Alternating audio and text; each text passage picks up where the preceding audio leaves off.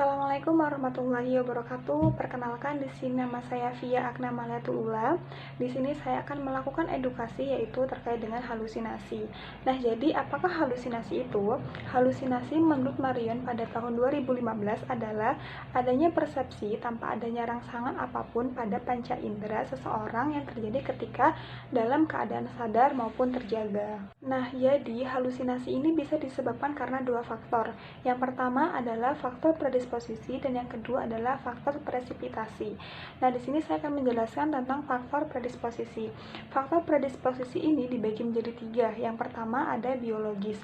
Biologis ini bisa berasal dari dalam tubuh sendiri. Contohnya seperti terjadinya kerusakan pada sistem saraf yang menyebabkan seseorang akan menjadi menurun konsentrasinya dan juga akan menarik diri dari lingkungannya. Dan yang kedua adalah faktor psikologis. Nah, faktor psikologis ini bisa dipengaruhi dari keluarga, dari cara pengasuhan, maupun dari lingkungan sekitar. Contohnya saja ketika seseorang mengalami kekerasan selama pengasuhan, maka itu juga bisa memicu dari terjadinya halusinasi. Yang ketiga yaitu sosial budaya. Nah, biasanya sosial budaya ini bisa dipengaruhi dari faktor kemiskinan. Bukan hanya itu, tetapi juga bisa karena bencana alam, karena kerusakan yang lainnya, sehingga bisa menyebabkan seseorang mengalami kesedihan yang tinggi dan menyebabkan seseorang itu bisa mengalami dari halusinasi itu sendiri. Nah, yang kedua di sini ada faktor presipitasi. Faktor presipitasi ini dibagi menjadi 4. Yang pertama itu adalah stresor internal. Stresor internal ini bisa disebabkan karena penuaan. Contohnya seperti usia. Semakin bertambahnya usia, maka bisa memicu dari halusinasi itu sendiri. Yang kedua itu adalah stresor eksternal. Stresor eksternal ini bisa dari lingkungan luar, baik itu dari keluarga, dari lingkungan sekitar, maupun dari masyarakat, maupun dari tempat tinggalnya si pasien ataupun si penderita halusinasi itu. Nah, yang ketiga itu adalah waktu atau lama terpapar stresor. Semakin lama seseorang terpapar stresor, maka terjadinya halusinasi juga maka akan semakin mudah untuk terkena halusinasi. Kemudian di sini adalah ada jumlah stresor. Nah, jumlah stresor ini juga sangat mempengaruhi dari adanya terpapar dari halusinasi itu sendiri. Semakin banyak tekanan, semakin banyak stresor-stresor yang dihadapi oleh seseorang akan memicu dari halusinasi itu sendiri. Baiklah, di sini ada pun tahapan dari halusinasi. Tahapan halusinasi tersebut dibagi menjadi 4.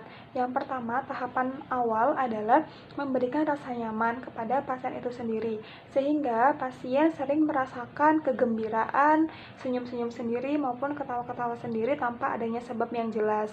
Lalu di sini ada tahapan yang kedua, yaitu pasien sudah mulai menyalahkan dan juga di sini tingkat ansietasnya sudah berat, di mana pasien lebih suka menyendiri dan juga konsentrasinya pun sudah mulai menurun.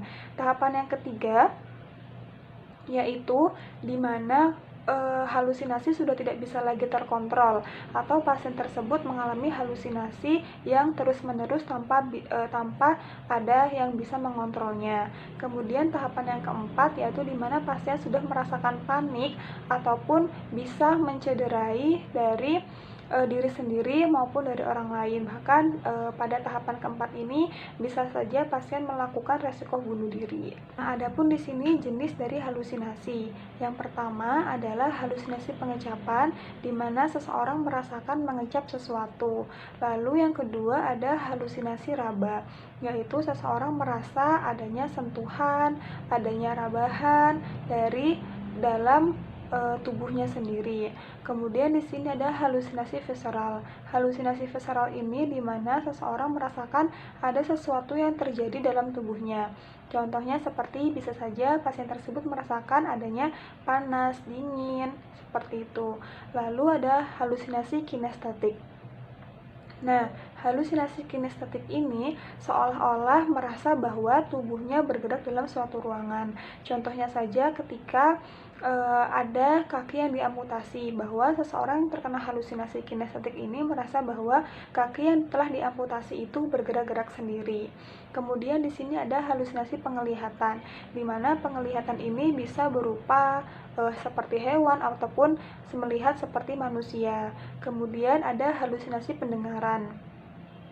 Nah, halusinasi pendengaran ini bisa saja seseorang merasakan ada sesuatu yang membisikinya untuk melakukan sesuatu.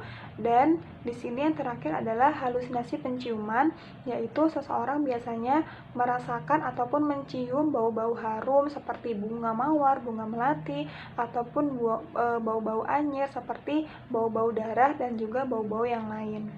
Nah, selanjutnya di sini ada manajemen halusinasi. Yang pertama, kita bisa mendiskusikan dengan pasien cara memutus dan juga mengontrol dari halusinasinya itu sendiri.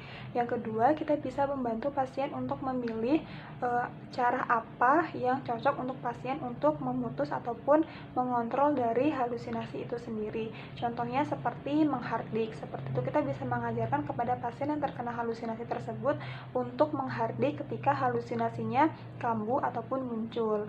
Kemudian tak lupa kita harus memberikan support maupun semangat kepada pasien yang terkena halusinasi tersebut agar motivasinya untuk sembuh dari halusinasi itu meningkat.